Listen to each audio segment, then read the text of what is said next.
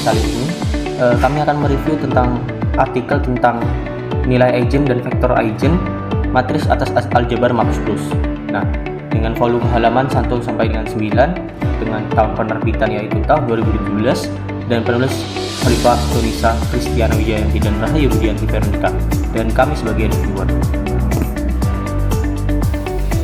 Matematika dikenal sebagai ilmu dasar dari berbagai bidang ilmu lainnya, dan salah satu cabang penting di dalamnya adalah aljabar. Nah, dalam perkembangan aljabar itu terdapat topik yang disebut dengan aljabar Max Plus yang memiliki konsep serupa dengan aljabar linear, namun terutama itu mengenai nilai eigen dan vektor eigen pada matriks. Penelitian sebelumnya oleh Subiono pada tahun 2015 dan Farlow pada tahun 2009 telah membahas cara menentukan nilai eigen dan vektor eigen dalam konteks aljabar Max Plus. Nah, melalui pendekatan ini, konsep-konsep tersebut ternyata dapat diaplikasikan dalam kehidupan nyata. Misalnya untuk menyusun penjadwalan transportasi atau memaksimalkan pendapatan dengan menghitung rute optimal. Berdasarkan hal tersebut, penulis tertarik untuk meninjau kembali bagaimana cara menentukan nilai eigen dan vektor eigen pada matriks tak terdeduksi dalam aljabar Max Plus, serta dapat memahami sifat-sifat yang terkait. Tujuannya adalah agar pembaca memahami proses dan manfaat dari analisis nilai eigen dalam sistem aljabar Max Plus ini.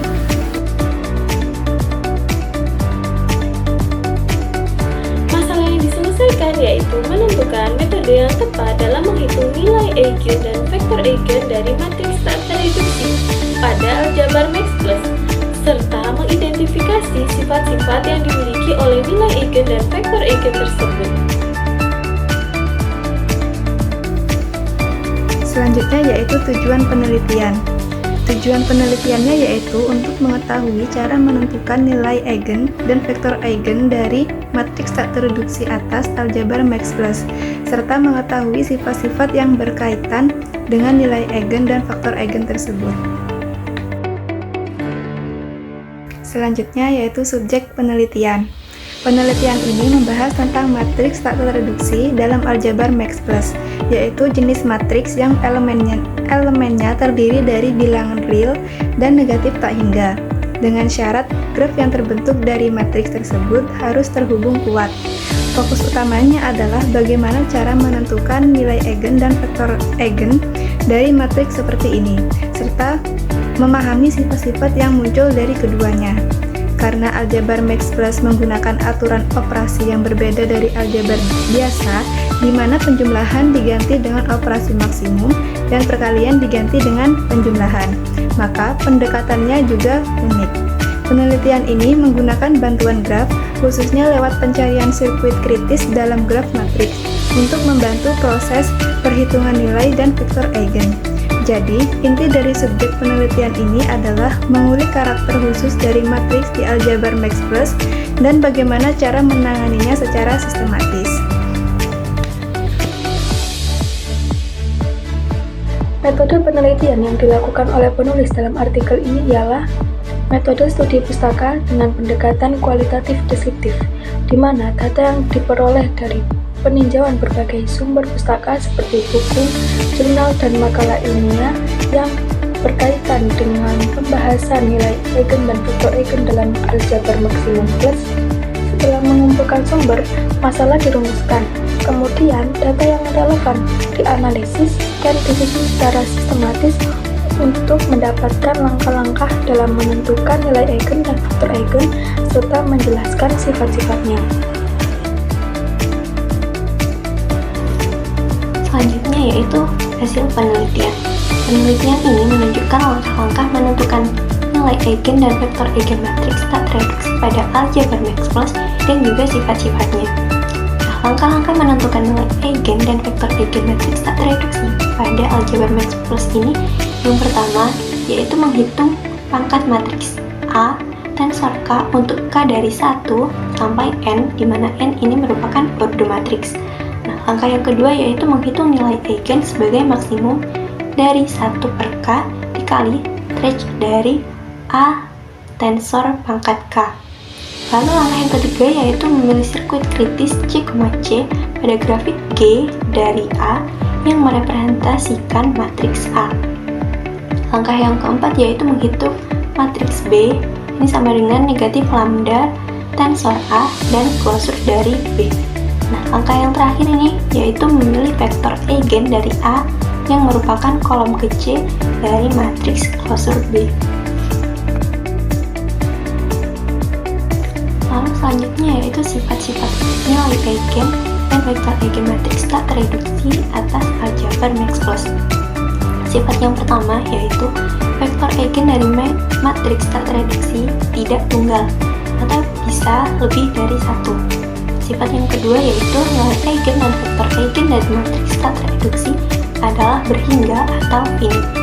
Sifat yang ketiga yaitu nilai eigen dari matriks tak tereduksi tunggal. Artinya itu hanya ada satu nilai eigen utama. Sifat yang keempat yaitu nilai eigen dari matriks transpose sama dengan nilai eigen dari matriks aslinya. Dan sifat yang terakhir yaitu nilai eigen dari A tensor K sama dengan nilai eigen dari A dipangkatkan K.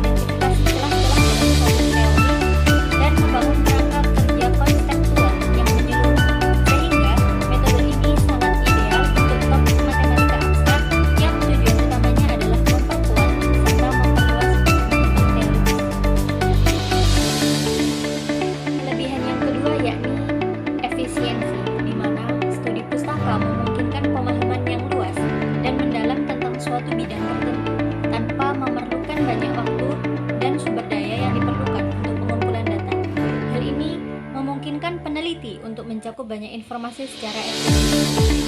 Kelebihan yang ketiga yakni dasar pemahaman.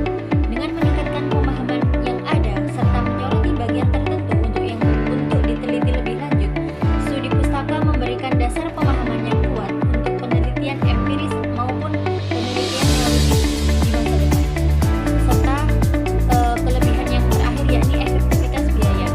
Umumnya, studi pustaka membutuhkan sumber daya yang lebih sedikit dibandingkan dengan penelitian empiris maupun penelitian yang lainnya, sehingga studi pustaka ini menjadikannya pilihan yang praktis untuk eksplorasi teori.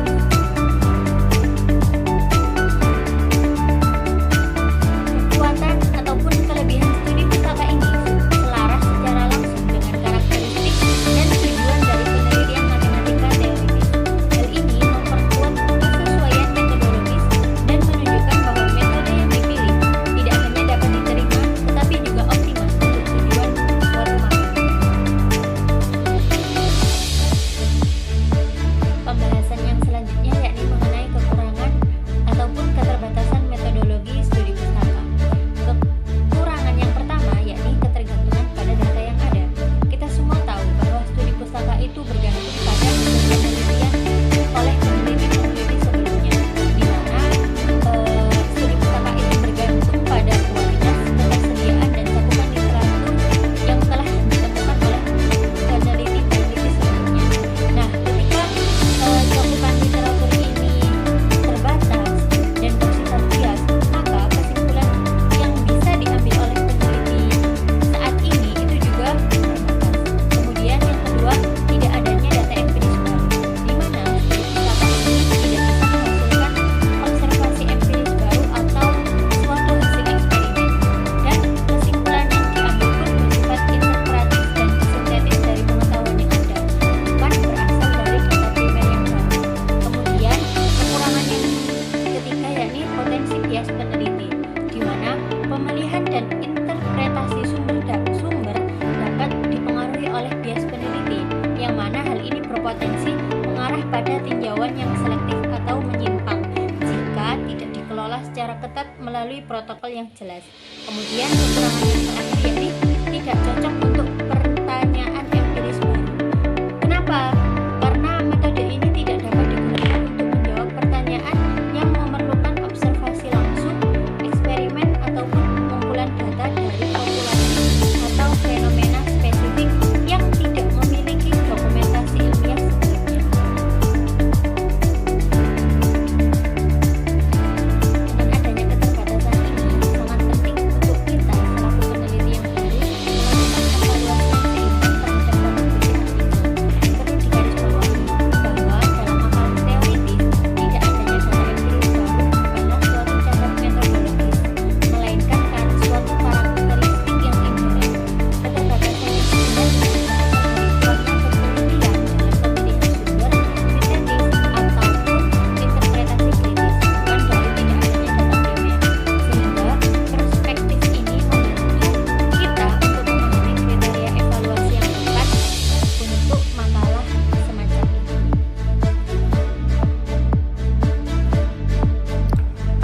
Jadi kesimpulan yang dapat diambil yaitu berdasarkan hasil kajian, artikel ini menjelaskan bagaimana cara menentukan nilai eigen dan vektor eigen pada matriks tak reduksi dalam aljabar Max Plus. Nah, dengan menggunakan pendekatan graf dan sirkuit kritis. Nah, dari hasil tersebut diketahui bahwa nilai eigen itu bersifat tunggal. Nah, sedangkan vektor eigen bisa lebih dari satu. Nah, artikel ini juga menguraikan beberapa sifat penting yang berkaitan dengan konsep tersebut. Nah, misalnya metode studi pustaka yang digunakan cukup tepat karena mampu memberikan pemahaman yang mendalam secara teoritis. Nah, secara keseluruhan itu artikel ini mungkin cukup bermanfaat untuk memperluas wawasan kita dalam bidang aljabar Max Plus, terutama dalam hal penerapannya pada masalah yang dalam kehidupan nyata seperti perjadwalan atau optimasi. Mungkin sekian dari kelompok kami, kurang lebihnya mohon maaf. Wassalamualaikum warahmatullahi wabarakatuh.